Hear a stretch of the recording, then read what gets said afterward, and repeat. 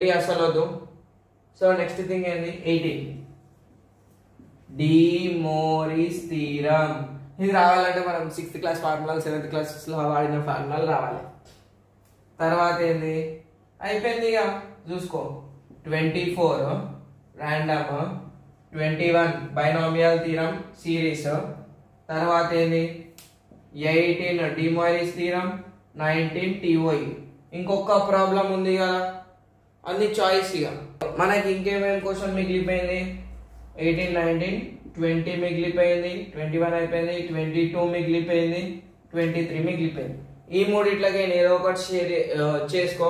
ఈ క్వశ్చన్ వచ్చేసి mode question, measures of dispersion. ఇలా క్యాలిక్యులేషన్ పార్ట్ ఎక్కువ ఉంటుంది.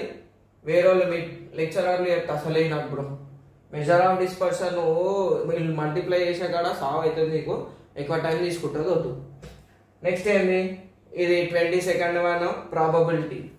కంపేర్ టు ఈ మూడిట్లా కంపేర్ చేసుకుంటే ప్రాబబిలిటీ జర నయం ఉంటుంది. 20 బైనామియల్ థీరం, దీనికి ఒక 6-7 క్వశ్చన్స్ ఉంటాయి, అవి వేసుకుంటే అలాగైనా వస్తాయి. అయిపోయింది కదా. Coming to 75 marks.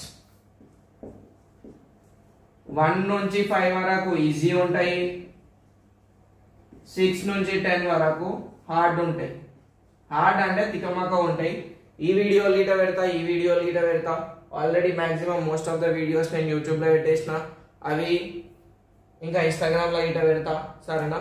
2 ఛానళ్ళు ఉన్నాయి నాకు, ఏదేది అంటే స్కైధోని అకాడమీ అని, స్కైధోని మ్యాథ్స్ సార్ అని. మ్యాథ్స్ సార్లో ఇంటర్ కంటెంట్ పెడతా, స్కైధోని అకాడమీలో 10th కంటెంట్ పెడతా, సరేనా. Thanks for watching, all the best.